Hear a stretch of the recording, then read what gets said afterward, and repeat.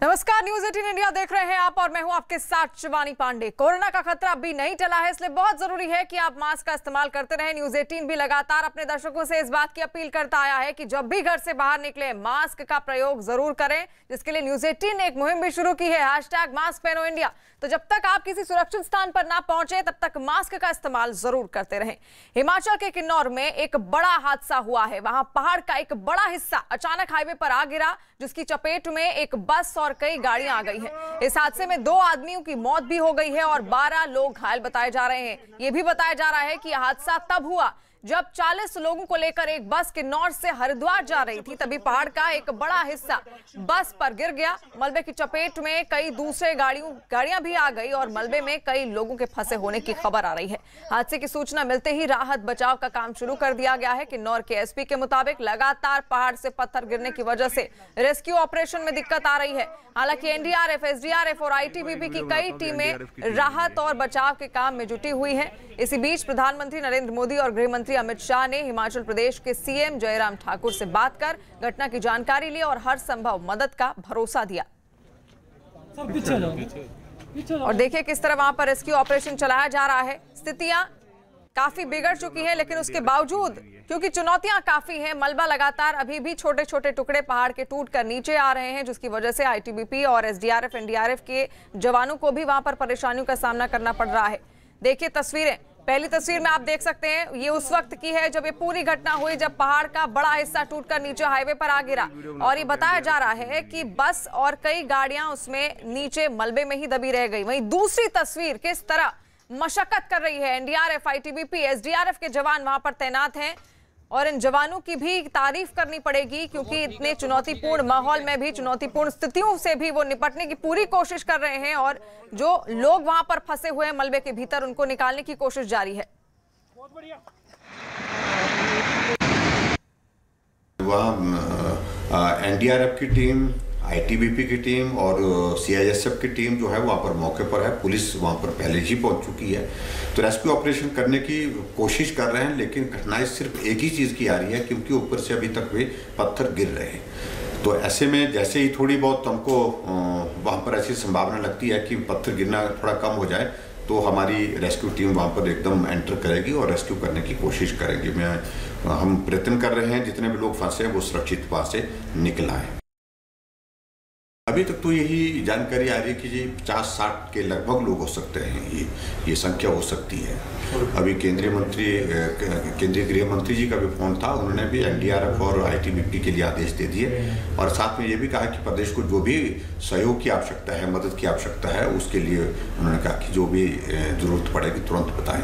और मुझे इस बात को लेकर के भी प्रसन्नता है कि आर्मी वालों ने भी तुरंत अभी जनरल से मेरी बात हुई तो उन्होंने कहा कि हम भी जो मदद कर सकते हैं वो मदद करने के लिए अब तैयारी कर रहे हैं और वो भी इस रेस्क्यू ऑपरेशन में शामिल होना चाह रहे हैं। और देखिए लगातार वहां पर रेस्क्यू अभियान चलाया जा रहा है। जो एसडीआरएफ की टीमें हैं, एनडीआरएफ, आईटीबीपी, तमाम जवान वहां पर तैनात किए गए हैं। करीबन 200 से भी ज्यादा जवान वहां पर तैनात किए गए हैं। किस तरह गाड़ी वहां पर मलबे के नीचे दबी हुई है और सोचिए इसके भीतर जो बैठा होगा उसका क्या हाल हुआ होगा। 12 लोग घायल बताए जा रहे हैं अब तक और 2 की मौत हो चुकी है। हालांकि लोगों को अभी भी रेस्क्यू किया जा रहा है, क्योंकि अब सूरज ढलने वाला है, तो चुनौतियां और बढ़ सकती हैं। जो वहां पर रेस्क्यू टीमें इस वक्त तैनात की गई हैं, उनके लिए चुनौतियां आगे बढ़ सकती हैं। और देखिए लगातार जिस तरह से हिमाचल प्रदेश में भी बारिश हो रही थी, उसकी वजह से कई ऐसे इलाके थे जहां पर लैंडस्लाइड्स की घटनाएं सामने आ रही थी। और अब ये किन्नौर की तस्वीर, किन्नौर में जहां बड़ा हादसा हो गया है। अमित पांडे लगातार हमारे साथ जुड़े हुए। अमित, अब क्या अपडेट है? 12 लोग घायल बताए जा रहे हैं, 2 की मौत हो चुकी है, अभी और कितने लोग फंसे होने की आशंका है? देखिए अभी 40 से 50 लोगों के और फंसे होने की संभावना है। और ताजा अपडेट ये है कि एनडीआरएफ की टीम भी वहां पर पहुंच चुकी है और जो बचाव कार्य है उसमें शामिल हो गई है। इसका मतलब कि 2 मुख्य द्वार हैं, एक तो किन्नौर हिमाचल हाईवे की तरफ से और दूसरा चीन सीमा के पास से है। तो चीन सीमा के पास से जो रास्ता है वहां पर से तो टीमें दाखिल हो गई हैं, लेकिन इस ओर जो मुख्य रास्ता है यहाँ से दाखिल होने में दिक्कत आ रही है। लेकिन अब जो चाहे आईटीबीपी की टीम हो, एनडीआरएफ की टीम हो, एसडीआरएफ की टीम हो, स्थानीय प्रशासन की टीम हो, सारी टीमें मौके पर पहुंच चुकी है और अब ये उम्मीद की जा रही कि आने वाले कुछ घंटों में जो रेस्क्यू करने वालों की तादाद है वो और ज्यादा बढ़ेगी, क्योंकि अब उस इलाके में जो रोशनी है बहुत जल्दी चली जाती है, शाम बहुत जल्दी हो जाती है। तो इसलिए चुनौती है बचाव दल के सामने कि कैसे जल्दी से जल्दी रोशनी के रहते ज्यादा से ज्यादा लोगों को बचाया जा सके। सबसे ज्यादा जिसमें जो इनकरेज करने वाली बात यह है कि 12 लोगों को अभी तक रेस्क्यू किया जा सका है और ये इसलिए उम्मीद ये कर रहे हैं बचाव दल के लोग कि ज्यादा से ज्यादा लोगों को यहाँ पर बचाया जाए। पूरी तरीके से समन्वय से यहाँ पर काम कर रहा है। बेहद कठिन ये रेस्क्यू ऑपरेशन है। लगातार एक तो सकरे रास्ते से बचाव दल की टीम वहां पर पहुंच रही है, दूसरा जो पत्थर लगातार गिर रहे हैं गाड़ियों के ऊपर और ये कोई हल्के पत्थर नहीं है, कई टन भारी पत्थर हैं जो लगातार गाड़ियों पर गिर रहे हैं। बस पूरी की पूरी दबी हुई है। सबसे ज्यादा जो चिंता की बात यही है कि जो बस है जिसमें सबसे ज्यादा लोग सवार थे उसका अभी तक सुराग नहीं लग पाया, उसका पता लगाने में जुटी हुई है राहत और बचाव का कार्य की जो एजेंसियां यानी कि लगातार वहां पर रेस्क्यू ऑपरेशन अभी भी जारी है। और किन्नौर हादसे से जुड़ी 2 तस्वीरें आपके सामने हैं। पहली तस्वीर में पहाड़ का एक बड़ा हिस्सा हाईवे पर गिरता हुआ दिखाई दे रहा है, वहीं दूसरी तस्वीर रेस्क्यू ऑपरेशन की है जिसमें कुछ लोगों को मलबे से सुरक्षित बाहर निकाला गया है। देखिए वहां पर किस तरह के अब हालात पैदा हो गए हैं। लगातार बारिश हो रही थी, लैंडस्लाइड की घटनाएं हो रही थी और किन्नौर में अब ये बड़ा हादसा हो गया। हमारे साथ बात करने के लिए आईटीबीपी के प्रवक्ता विवेक पांडे जी हैं। सर, अभी तक हिमाचल प्रदेश के हादसे को लेकर राहत और बचाव एजेंसियां लगातार सक्रिय है। हमारे साथ बात करने के लिए आईटीबीपी के प्रवक्ता विवेक पांडे जी हैं। सर, अभी तक फिलहाल कितने लोगों को बचाया जा सका है? देखिए, 5 लोगों को निकाला जा चुका है। पहले एक मजदूर को निकाला गया था और 4 लोगों को अभी रिकांगपिओ साइड से निकाला गया है। अभी भी 40 से ज्यादा लोगों के ऐसी हमको सूचना मिल रही है कि वहां पर दबे होने की या डेब्रिज के अंदर संभावना है। पत्थर काफी गिर रहे हैं ऊपर से और अभी थोड़ी देर पहले पत्थरों के गिरने का जो वॉल्यूम था वो काफी कम हो गया है। हमारे लगभग 200 जवान हैं, उसमें महिला जवान भी शामिल हैं और हम कोशिश कर रहे हैं कि जल्दी से जल्दी पत्थरों को हटा करके और वहाँ जो गाड़ियाँ उसके अंदर अगर कोई सर्वाइवर है तो उनको बचा पाएं। लेकिन बस का अभी तक कोई ट्रेस नहीं मिल पाया है। जो HRTC की बस थी जिसमें कि बताया जा रहा है 32 सीटर बस थी और 30 के आसपास लोग जिसमें सवार थे। ये बताइए कि पत्थर किस इंटेंसिटी में गिर रहे हैं और डायमीटर क्या है जो मलबा है पूरा? देखिए, जो शुरू के जो पत्थर हैं वो बहुत बड़े हैं, वो टनों के हिसाब से होगा। उनका जो साइज है वो बड़ी गाड़ियों के साइज के बराबर है कुछ पत्थरों का साइज, और कुछ पत्थर हैं ऐसे जो कि मीडियम साइज के हैं और शूटिंग स्टोन तो बहुत आयत की संख्या में इसमें छोटे से बड़े पत्थर हैं। उनकी स्पीड बहुत है और जो ग्रेडियंट है वो 60 डिग्री के आसपास है। तो 60 डिग्री में जो स्पीड होता है वो बहुत ही ज्यादा होता है। तो मैं ये बता सकता हूँ आपको कि इस पूरे सिस्टम में लगभग टनों के हिसाब से डेब्रिज वहां पर गिरी है और अभी काफी वक्त मुझे लगता है उसको क्लियर करके लोगों को निकालने में। हम लोग अभी काम कर रहे हैं लगातार, हम ऐसी कोशिश कर रहे हैं लोगों को बचा पाएं। मेडिकल टीम्स हमारी वहाँ मौजूद है, हमारे लोग वहाँ मौजूद हैं, दवाइयाँ मौजूद हैं। साथ ही साथ अगर आवश्यकता पड़ेगी तो चॉपर्स की भी मदद दी जाएगी। कुल कितने लोगों की फंसे होने की संभावना है? अभी भी 40 से ज्यादा लोगों के फंसे होने की सूचना है हमको। जो स्थिति है वो बहुत नाजुक है सर। इस टाइम ऊपर से कंटिन्यू लैंडस्लाइड हो रहा है और वो जो वहाँ पे लोग हैं वो बिल्कुल मलबे के सारे डांग के सारे और उनकी तरफ मलबा बढ़ते जा रहा है और डांग के सारे छुपते जा रहे हैं। ऊपर से कंटिन्यू लैंडस्लाइड हो रहा है सर। आपकी बात हुई है उनसे? हाँ, बात कंटिन्यू हो रहा है सर मेरा उनसे। कितने लोग थे वहाँ पे? वो 4 लोग हैं सर। एक लेडीज़ है जो सरान से है, बोंडा से, उनसे मेरी कंटिन्यू बात हो रही है सर। और किस तरह रेस्क्यू ऑपरेशन वहां पर लगातार किया जा रहा है, आप देख सकते हैं तस्वीरें। और अमित लगातार हमारे साथ लाइव जुड़े हुए हैं। अमित, अब क्योंकि सूरज धीरे धीरे ढलता जा रहा है, रोशनी कम होती जा रही है, क्या अब शाम में भी ये रेस्क्यू ऑपरेशन आगे जारी रहेगा? और अगर जारी रहेगा तो वहां पर किस तरह की अब व्यवस्थाएं की जा रही हैं? देखिए, पर्याप्त जो रोशनी की व्यवस्था है वो यहाँ पर की जा रही है। स्थानीय प्रशासन लगातार सहयोग कर रहा है। बचाव दल की जो एजेंसियां हैं उनका, और जो night equipment devices, rescue devices होते हैं वो वहाँ पर मौजूद है। चूंकि हिमाचल प्रदेश पहाड़ी राज्य है, वहाँ पर के माउंटेनियरिंग इंस्टीट्यूट है उसकी सहायता ली जा रही है। आईटीबीपी का अपना माउंटेनियरिंग इंस्टीट्यूट है। एनडीआरएफ को विशेषज्ञता है रात के जो रेस्क्यू ऑपरेशन हैं उसमें बचाव कार्य मुकम्मल करने की। तो ये अपनी अपनी तैयारी तो चल रही है शिवानी, लेकिन सबसे बड़ी चुनौती, मुश्किल जो सबसे सबसे बड़ा पॉइंट ये है कि जो लोग मलबे के नीचे जो दबे हैं जल्द से जल्द उनको बाहर ले आना, और जो सबसे बड़ी बस है जो मलबे के नीचे जो दबी है उसका पता लगाना, उसके वहां से लोगों को एक पैसेज बनाकर लोगों का बाहर निकालना।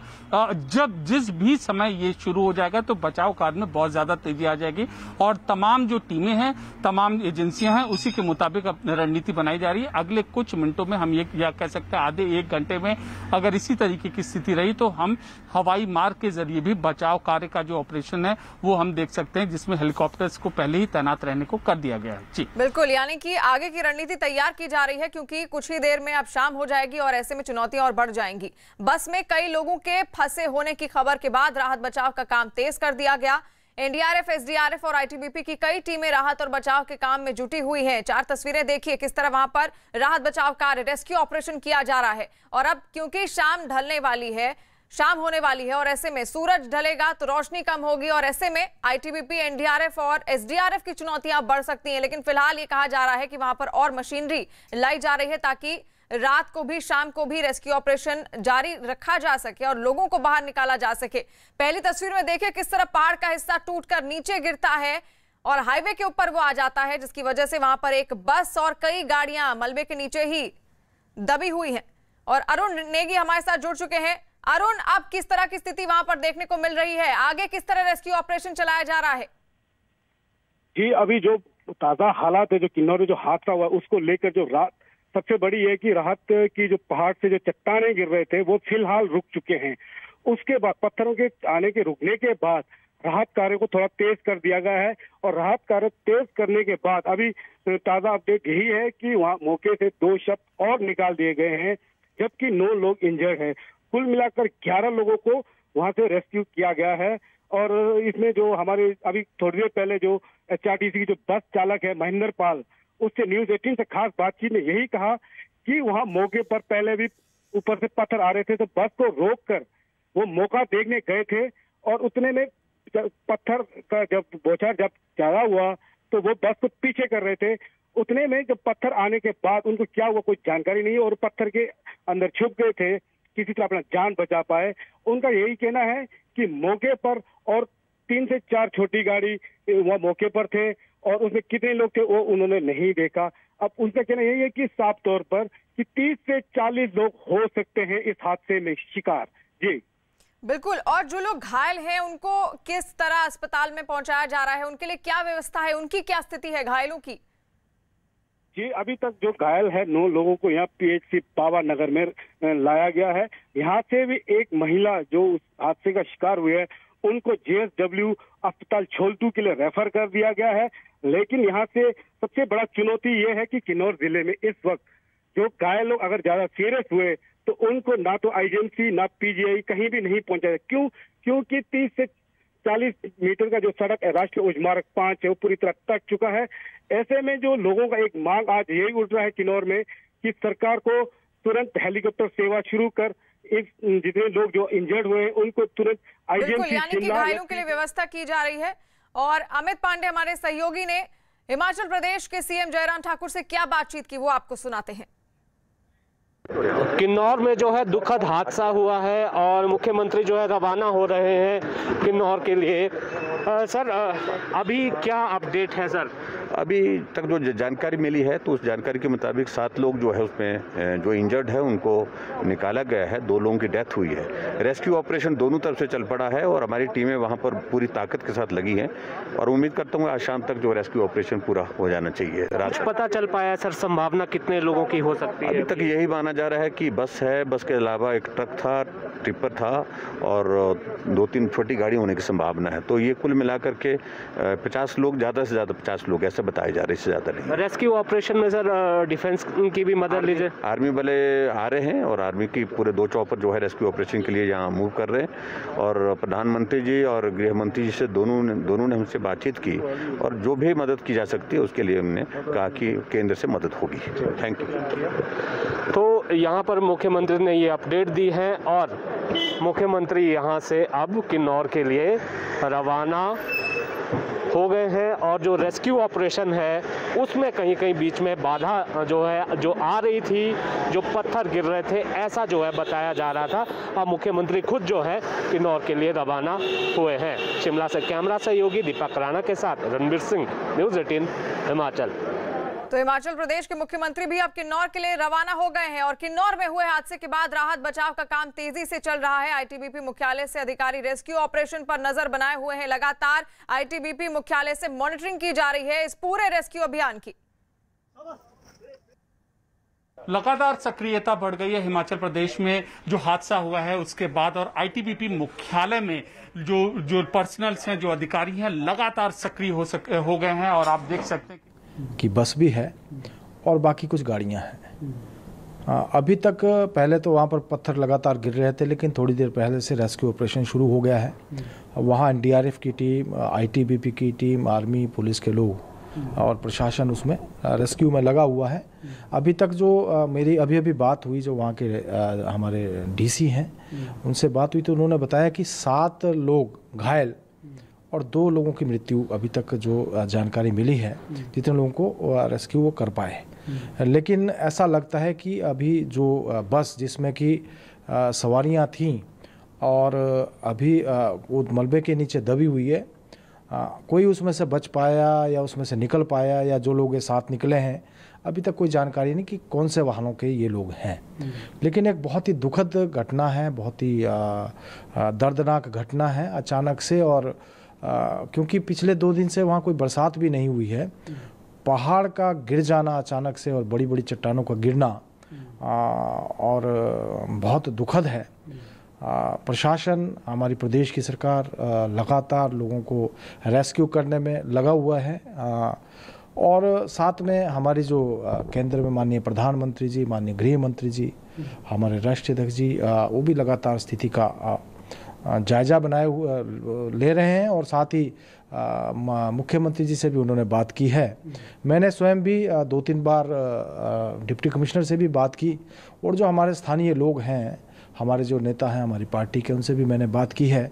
तो पार्टी के लोग भी और स्थानीय प्रशासन भी और सरकार भी पूरी मुस्तैदी के साथ प्रयास कर रहे हैं कि लोगों को बचाया जा सके, ज़्यादा से ज़्यादा जिंदगियां बच सकें, उसके लिए कार्य किया जा रहा है। कब तक और क्या कुछ जानकारी मिल पा रही है? देखिए, अभी तो क्योंकि ऑपरेशन शुरू हुए ज़्यादा देर नहीं हुई है, और कब तक ऑपरेशन चलेगा, क्योंकि जो प्राप्त जानकारी है उसके अनुसार कुछ वाहन जो है वो दब गए हैं, नीचे दबे हुए हैं, उनको हटाने में कितना समय लगेगा।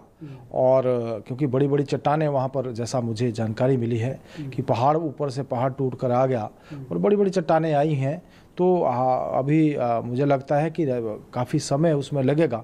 लेकिन जो एनडीआरएफ की टीम है या दूसरे हमारे पैरामेडिकल है या मिलिट्री है या प्रशासन स्थानीय लगातार उस कार्य में जुट गया है, और मुझे विश्वास है कि जल्दी से जल्दी इस अभियान को पूरा किया जाएगा। हिमाचल प्रदेश के बीजेपी प्रदेश अध्यक्ष सुरेश कश्यप को आप सुन रहे थे, जहां पर वो कह रहे हैं कि हम भी लगातार मॉनिटरिंग कर रहे हैं, आला अधिकारियों से उनकी भी बातचीत हो रही है। और किन्नौर में जिस तरह ये बड़ा हादसा हुआ है, आईटीबीपी मुख्यालय में भी खुद बैठकर सभी अधिकारी वहां पर इस पूरी घटना पर अपनी नजर बनाए हुए हैं, क्योंकि लगातार रेस्क्यू ऑपरेशन जारी है और शाम होते होते चुनौतियां और ज्यादा बढ़ जाएंगी। लेके जा रहा था जो कि रिकांगपिओ से हरिद्वार। मैं ड्राइवर हूँ HRTC में, और जहाँ मौका या वारदात पे जो ये घटना घटी है अभी, तो जहाँ पत्थर गिर रहे थे जी, उससे हमने 100 मीटर पीछे गाड़ी रोक ली थी। हम मौके पे गए, हमने देखा कि गाड़ी नहीं निकलेगी, ऊपर से पत्थर गिर रहे हैं। पत्थर गिरने के बावजूद हमने, जैसे हम गाड़ी के पीछे अपने आप खुद गए देखने, पहले सवारियाँ बस में बैठी थी, और जैसे हम वापस आने लगे तो ऊपर से जहाँ पत्थर गिर रहे थे वहाँ से ना गिरते हुए पीछे से ही गिर गए, जहाँ सारी गाड़ियाँ रुकी हुई थी। और मलबे में जैसे हमारे को दिखा तो हम चट्टान के नीचे घुस गए जाके, और फिर नहीं लगा हमारे को पता नहीं। हाँ, हम तो बच गए, और सारे बंदे जितनी भी गाड़ियाँ थी वो सारी दब गई। बस में कितने लोग सवार थे? बस में करीबन ये तो कनेक्टर ही बताएगा जी कितने टिकट बने थे उसके हमारे को तो तकरीबन कम से कम कुछ तो 25 बंदे तो बस में थे और वहाँ मौके पे कम से कम 40 बंदे तो होने हों। सारी 3-4 गाड़ियाँ छोटी गाड़ियाँ भी लगी हुई थी, एक ट्रैक्स भी लगी हुई थी जो कि सारी इधर की गाड़ियाँ रूट लेके जा रहा था जो कि रिकांगपिओ से।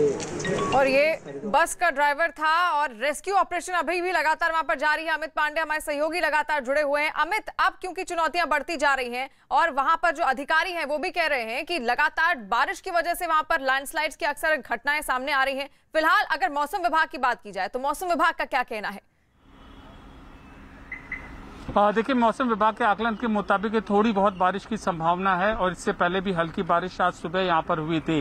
तो ये मौसम का अपडेट है, लेकिन सबसे प्रायोरिटी यही है कि इस दिन की रोशनी में ही जो स्पॉट है वहां तक रास्ता बनाना और इसमें सारी एजेंसियां लगी हुई हैं। एनडीआरएफ की टीम भी अभी थोड़ी देर पहले यहाँ पर पहुंची है और मुख्य रास्ते पर पहुंचने की कोशिश लगातार यहाँ पर जारी है। और अगर रोशनी चली जाती है तो नाइट इक्विपमेंट्स भी रहते हैं, क्योंकि स्थानीय प्रशासन का भी मॉनिटरिंग इंस्टीट्यूट है और आईटीबीपी का भी जो पर्वतारोहण संस्थान यानी कि मॉनिटरिंग इंस्टीट्यूट है।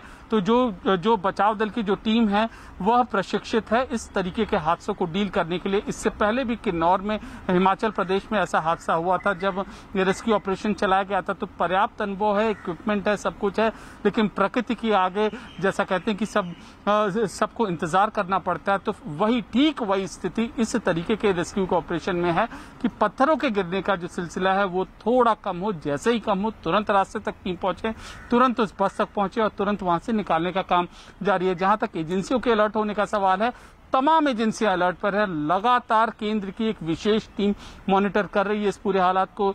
पीएम ने बात की है, गृह मंत्री ने बात की है, खुद मुख्यमंत्री घटनास्थल तक जा रहे हैं। 2 रास्ते हैं, एक पीछे की ओर से, एक आगे की ओर से। पीछे की ओर से बचाव दल के लोग पहुंच गए, आगे की ओर से कोशिश लगातार जारी है।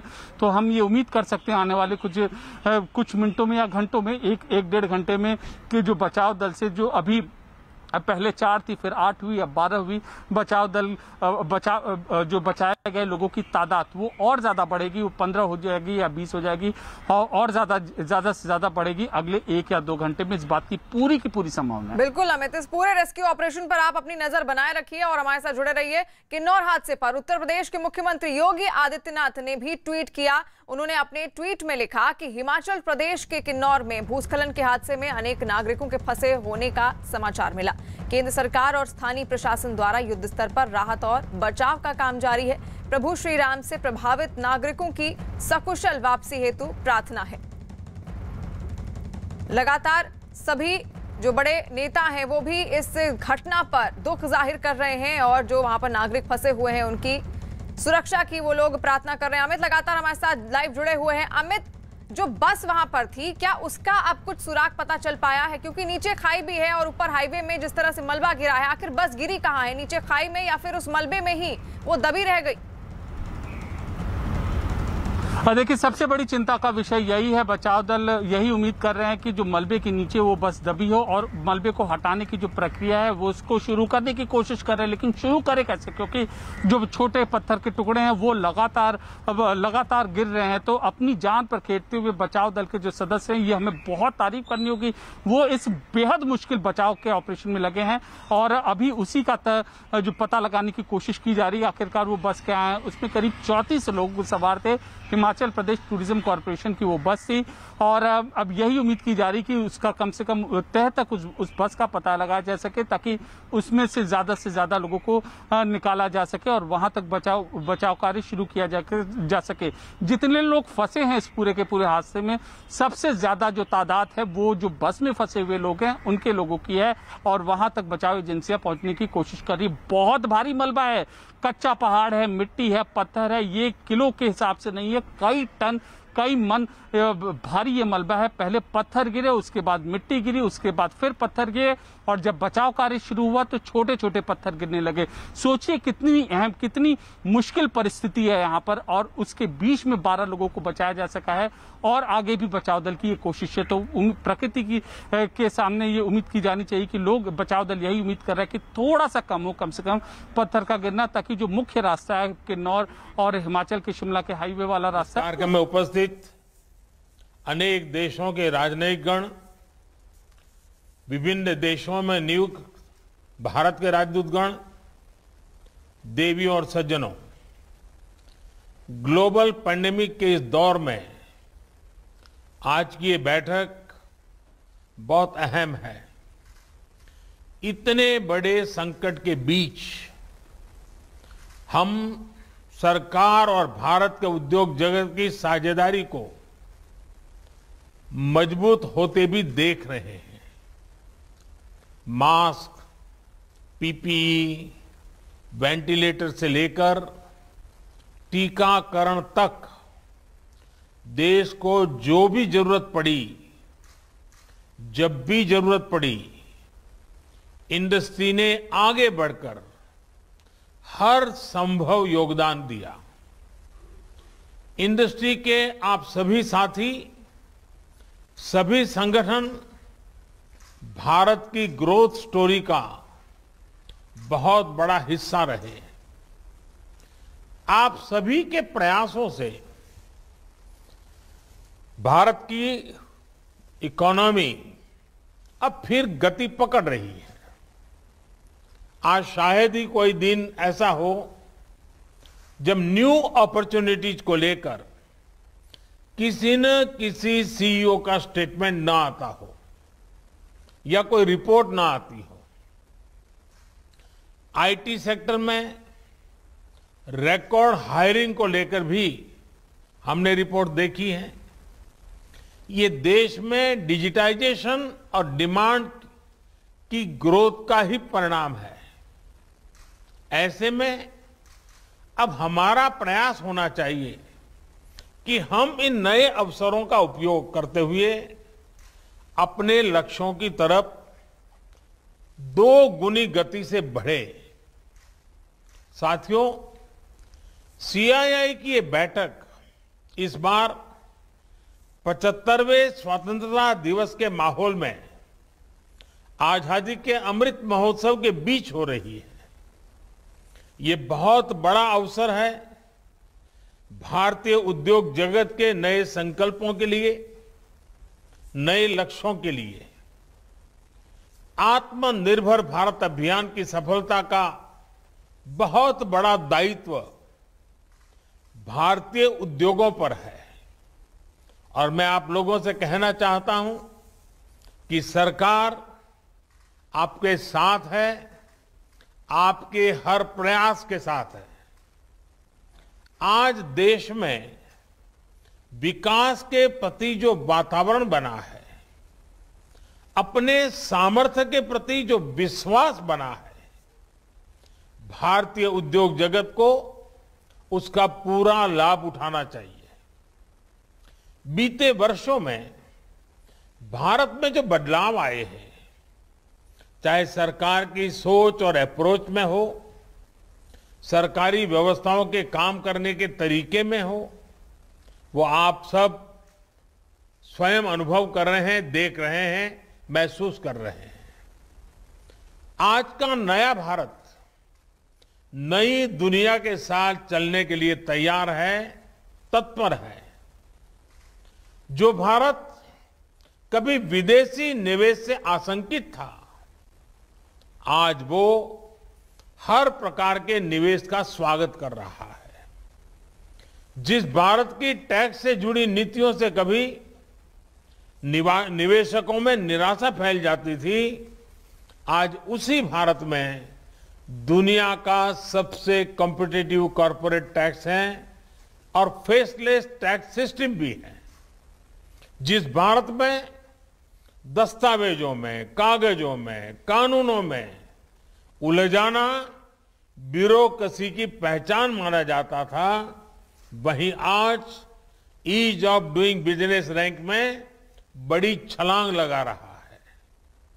जहां सालों तक श्रमिकों को, उद्योगों को सैकड़ों कानूनों के जाल में उलझाए रखा गया, वहीं आज दर्जनों श्रम कानून 4 लेबर कोड्स में समा चुके हैं। जहां कभी कृषि को सिर्फ गुजारे का माध्यम माना जाता था, वहीं अब कृषि में ऐतिहासिक रिफॉर्म्स के जरिए भारतीय किसानों के देश विदेश के मार्केट से सीधे जोड़ने का प्रयास हो रहा है।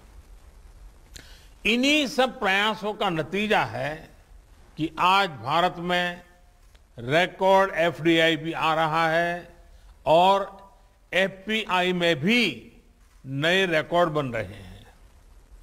आज देश का फॉरेक्स रिजर्व यह भी ऑल टाइम हाई लेवल पर पहुंचा हुआ है।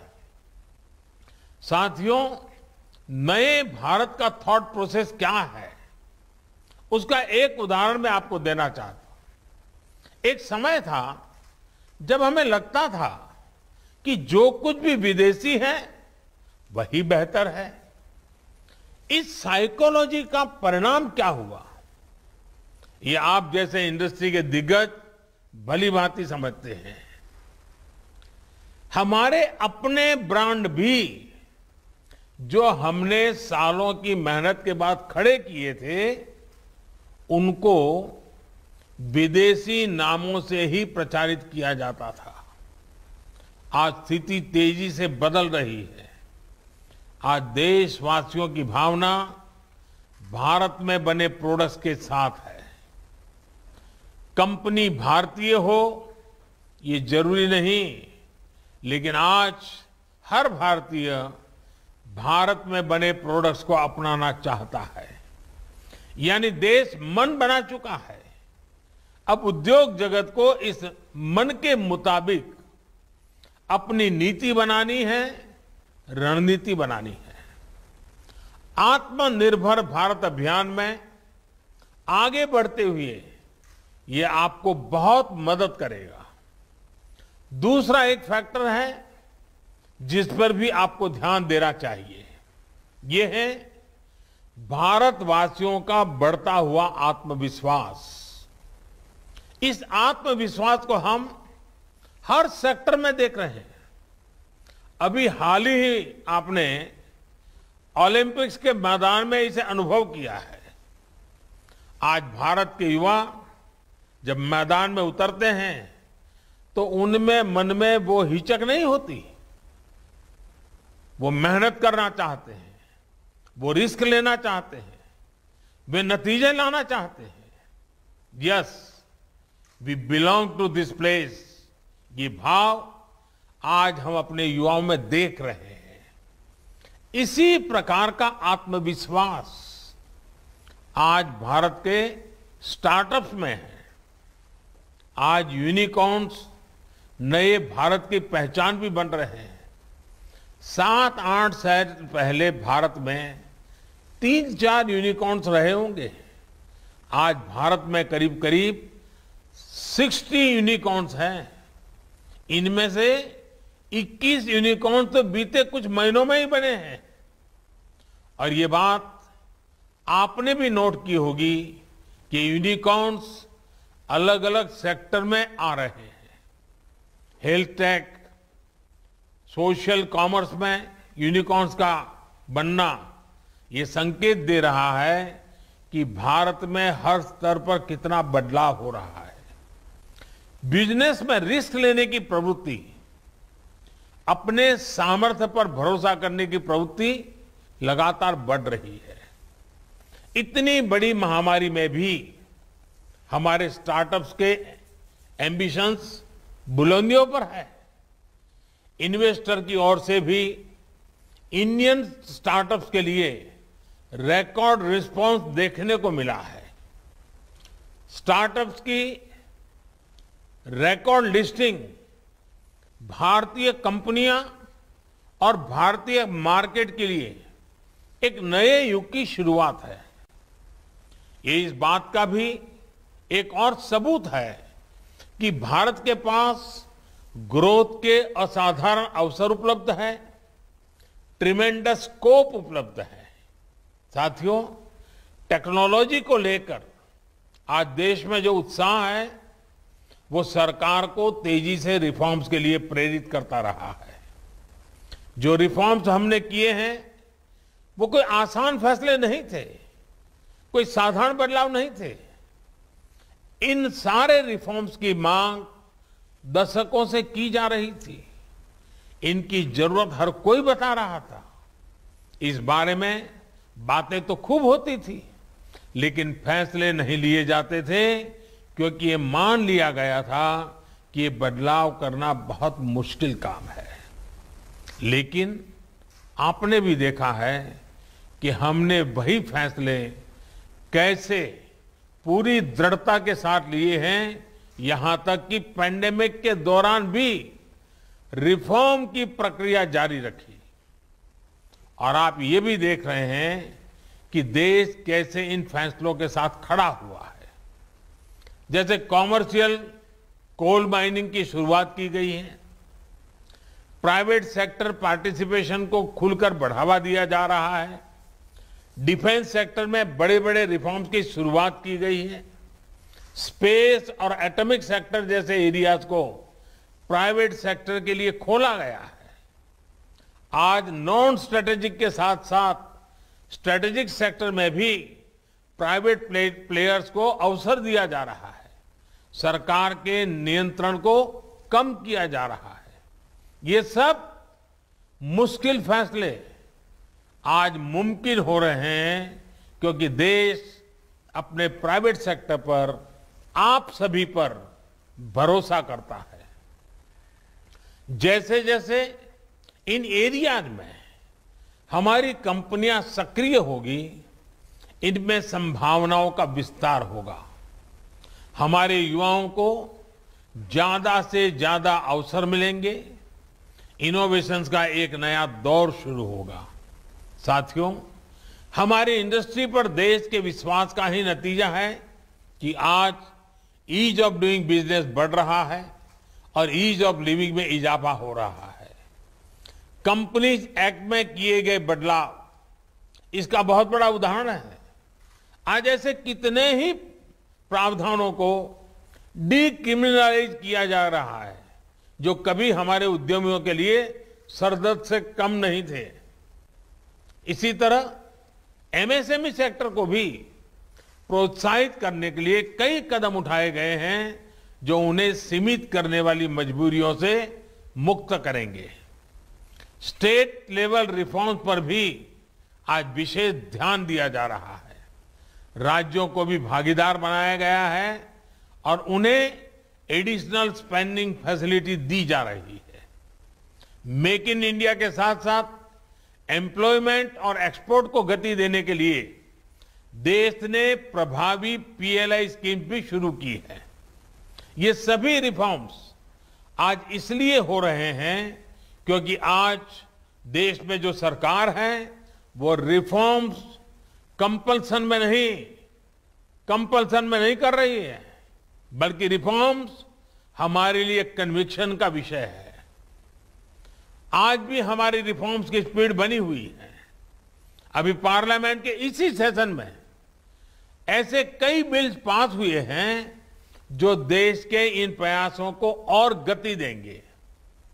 The factoring regulation amendment bill छोटे व्यापारों को क्रेडिट हासिल करने में मदद करेगा। Deposit insurance and credit guarantee corporation amendment bill small depositors के अधिकार की रक्षा करेगा। अभी हाल में हमने अतीत की गलतियों को सुधारते हुए रिट्रोस्पेक्टिव टैक्सेशन को भी समाप्त करने का निर्णय लिया है। इस फैसले की इंडस्ट्री में जिस तरह से सराहना हो रही है, मुझे विश्वास है इससे इंडस्ट्री और गवर्नमेंट के बीच विश्वास और मजबूत होगा। साथियों, आज देश में वो सरकार है जो राष्ट्र हित में बड़े से बड़ा रिस्क उठाने के लिए तैयार है। आपको याद होगा जीएसटी तो इतने सालों तक अटका ही इसलिए क्योंकि जो पहले सरकार में वो पॉलिटिकल रिस्क लेने की हिम्मत नहीं जुटा पाए। हमने ना सिर्फ जीएसटी लागू किया बल्कि आज हम रिकॉर्ड जीएसटी कलेक्शन होते देख रहे हैं। ऐसे कितने ही उदाहरण मैं आपको गिना सकता हूं, बता सकता हूं। आज आपके सामने एक सरकार है जो हर बंदिश को दूर कर रही है, हर बाउंड्री को पुश कर रही है। आज एक सरकार है जो आपसे पूछ रही है कि भारतीय उद्योग जगत की ताकत बढ़ाने के लिए बताइए अब और क्या करना है। साथियों, हमारे पूर्वज कह गए हैं नैकम चक्रम परिभ्रमति, यानी सिर्फ एक पहिए से गाड़ी नहीं चल सकती, सारे पहिए ठीक से चलने चाहिए। इसलिए इंडस्ट्री को भी रिस्क लेने की अपनी नेचुरल टेंडेंसी को थोड़ा सा और बढ़ाना होगा। आत्मनिर्भर भारत के संकल्प की सिद्धि के लिए नए और मुश्किल रास्तों को चुनाव भी हमें करना ही होगा। इन्वेस्टमेंट और रोजगार की गति को बढ़ाने के लिए इंडस्ट्री से भी देश की बहुत उम्मीदें हैं। पब्लिक सेक्टर के फुटप्रिंट्स को रेशनलाइज और मिनिमाइज करने के लिए भी नई पीएससी पॉलिसी के जरिए निर्णायक फैसले लिए जा रहे हैं। इसमें इंडस्ट्री की तरफ से भी ज्यादा से ज्यादा उत्साह और ऊर्जा दिखनी चाहिए। नेशनल एजुकेशन पॉलिसी के माध्यम से एक बहुत बड़ा कदम देश ने उठाया है। इसमें स्कूल स्किल से लेकर रिसर्च तक का एक नया इकोसिस्टम तैयार करने का भरपूर रोडमैप है। इसमें भी इंडस्ट्री की एक सक्रिय भूमिका बहुत जरूरी है। विशेष रूप से रिसर्च एंड डेवलपमेंट पर इन्वेस्टमेंट को लेकर हमें बहुत गंभीरता से काम करना है।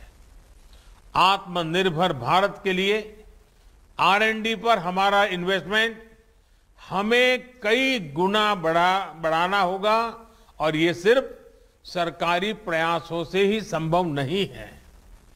इसमें इंडस्ट्री की बहुत बड़ी भागीदारी की जरूरत है। हमारा लक्ष्य ब्रांड इंडिया को मजबूत करने का है। हमारा लक्ष्य देश को समृद्धि और सम्मान देने का है। इस लक्ष्य की प्राप्ति के लिए हमें अपनी पार्टनरशिप को मजबूत करना है। मैं आपकी हर समस्या के समाधान के लिए, आपके हर सुझाव के लिए हर वक्त उपलब्ध रहा हूं और आगे भी रहूंगा। मैं फिर एक बार इस आजादी के अमृत महोत्सव के कार्यकाल में आपको भी अनेक अमृत संकल्प करने के लिए प्रेरित करें और आप सब संकल्प के साथ, नई ऊर्जा के साथ आगे आए। आप सभी को बहुत बहुत शुभकामनाएं। धन्यवाद। तो सीआईआई की सालाना बैठक को संबोधित करते प्रधानमंत्री नरेंद्र मोदी और आपने देखा उन्होंने क्या कहा। उन्होंने कहा कि ईज ऑफ डूइंग बिजनेस में बड़ी छलांग मिली है भारत को और युवाओं को भी अवसर मिल रहे हैं। जीएसटी में रिकॉर्ड कलेक्शन हुआ है, विदेशी पूंजी रिकॉर्ड पर है और टैक्स व्यवस्था में भी बड़े सुधार किए गए हैं। सीआईआई यानी कि भारतीय उद्योग परिसंघ की ये सालाना बैठक थी जिसको वीडियो कॉन्फ्रेंसिंग के जरिए प्रधानमंत्री नरेंद्र मोदी संबोधित कर रहे थे।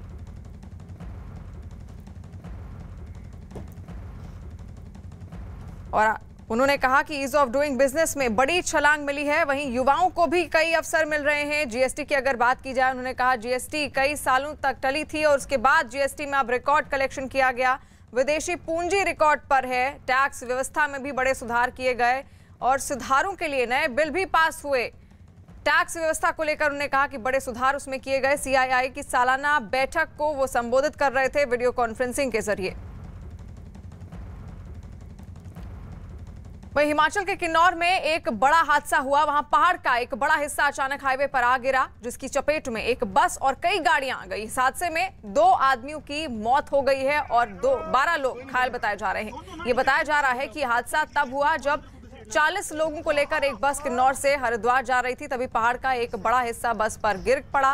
मलबे की चपेट में कई दूसरी गाड़ियां भी आ गई। मलबे में कई लोगों के फंसे होने की खबर आ रही है। हादसे की सूचना मिलते ही राहत बचाव का काम शुरू कर दिया गया है। किन्नौर के एसपी के मुताबिक लगातार पहाड़ से पत्थर गिरने की वजह से रेस्क्यू ऑपरेशन में दिक्कत आ रही है। हालांकि एनडीआरएफ, एसडीआरएफ और आईटीबीपी की कई टीमें राहत और बचाव के काम में जुटी हुई हैं। इसी बीच प्रधानमंत्री नरेंद्र मोदी और गृह मंत्री अमित शाह ने हिमाचल प्रदेश के सीएम जयराम ठाकुर से बात कर घटना की जानकारी ली और हर संभव मदद का भरोसा दिया। देखिए तस्वीरें, रेस्क्यू अभियान अभी भी वहां पर रेस्क्यू ऑपरेशन लगातार चलाया जा रहा है। लोग किस तरह मलबे के अंदर फंसे हुए हैं, चोटिल हो गए हैं, घायल हो गए हैं, उन्हें बाहर निकालने की कोशिश लगातार जारी है। और अब भी वहां पर 200 के करीब जवान तैनात किए गए हैं। एनडीआरएफ, एसडीआरएफ, आईटीबीपी के जवान वहां पर तैनात हैं। शाम हो गई है और अब चुनौतियां बढ़ गई हैं इन जवानों के लिए भी, क्योंकि रोशनी अब कम पड़ती जा रही है और आगे अगर बारिश हुई इन हालातों में तो चुनौतियां और ज्यादा बढ़ जाएंगी।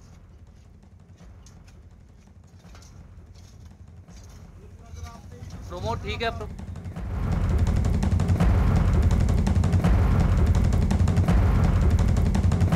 और इस वक्त की बड़ी खबर, यूपी में शनिवार को लॉकडाउन नहीं होगा। यूपी सरकार का ये बड़ा ऐलान है। कोरोना को लेकर यूपी सरकार का बड़ा ऐलान, जहां पर यूपी में अब शनिवार को लॉकडाउन हटा दिया गया है। यानी कि अब से शनिवार को लॉकडाउन जो लगता था वो नहीं लगेगा। यूपी सरकार ने बड़ा फैसला लिया है। न्यूज़ 18 के अजीत सिंह की खबर है।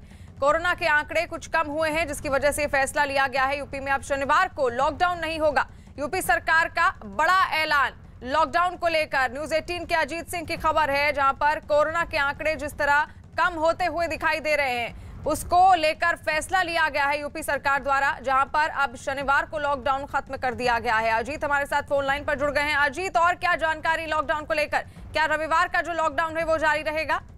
देखिए, बिल्कुल मुख्यमंत्री की तरफ से ये निर्देश दिया गया है कि जो शनिवार का लॉकडाउन था उसे खत्म कर दिया गया, लेकिन जो 2 गज की दूरी, मास्क जरूरी, जो कोविड-19 के प्रोटोकॉल है उसको लोगों को फॉलो करना होगा। और रविवार को सुबह 6 से रात 10 का जो बंदी है वो जारी रहेगी, क्योंकि जिस तरह फेज 1 और फेज 2 में उत्तर प्रदेश सरकार ने कोविड को कंट्रोल किया, मुख्यमंत्री जो है अस्पताल गए, गाँव गए, सब जगह उन्होंने खुद नियंत्रण किया। तो अब सरकार की तरफ से ये सोचना है कि जैसे जैसे स्थिति सामान्य हो रही है तो धीरे धीरे जो चीजों को उनको भी सामान्य किया जाए। जो सोमवार से शुक्रवार तक था उसे अब शनिवार तक कर दिया गया। अब सिर्फ उत्तर प्रदेश में रविवार को ही साप्ताहिक बंदी रहेगी, यानी सुबह 6 बजे से रात 10 बजे तक रविवार को आपको कोविड प्रोटोकॉल का अनुपालन करना होगा। लेकिन इसके बावजूद जो 7 दिन है आपको 2 गज की दूरी, मास्क जरूरी और कोविड-19 के प्रोटोकॉल अनुपालन करने का निर्देश दिया। और अब प्रमुख सचिव एसीएस सोम जो है उन्नीस अवस्थी, उनकी तरफ से ये बाकायदा आदेश भी जारी कर दिया गया मुख्यमंत्री के निर्देश के बाद। बिल्कुल, यानी कि शनिवार को अब लॉकडाउन खत्म कर दिया गया है। वहीं मोदी कैबिनेट में हाल ही में शामिल किए गए मंत्रियों पर बड़ी खबर आ रही है। न्यूज़ 18 के अमिताभ सिन्हा की खबर है कि मोदी कैबिनेट में शामिल किए गए 39 नए मंत्री 16 अगस्त से जन आशीर्वाद यात्रा शुरू करेंगे। ये यात्रा 22 राज्यों में 212 लोकसभा क्षेत्रों से निकाली जाएगी, जिसकी तैयारियों के लिए बीजेपी के राष्ट्रीय अध्यक्ष जेपी नड्डा ने मंत्रियों से मुलाकात की है। इस वक्त की बड़ी खबर, जहां पर 39 मंत्रियों से जुड़ी हुई बड़ी खबर है। मोदी कैबिनेट में जो हाल ही में शामिल हुए हैं, 16 अगस्त से जन आशीर्वाद यात्रा शुरू की जाएगी। ये यात्रा 22 राज्यों में 212 लोकसभा क्षेत्रों में निकाली जाएगी। और अमिताभ सिन्हा जी हमारे साथ जुड़ गए। अमिताभ जी, इसको लेकर और क्या खबर है?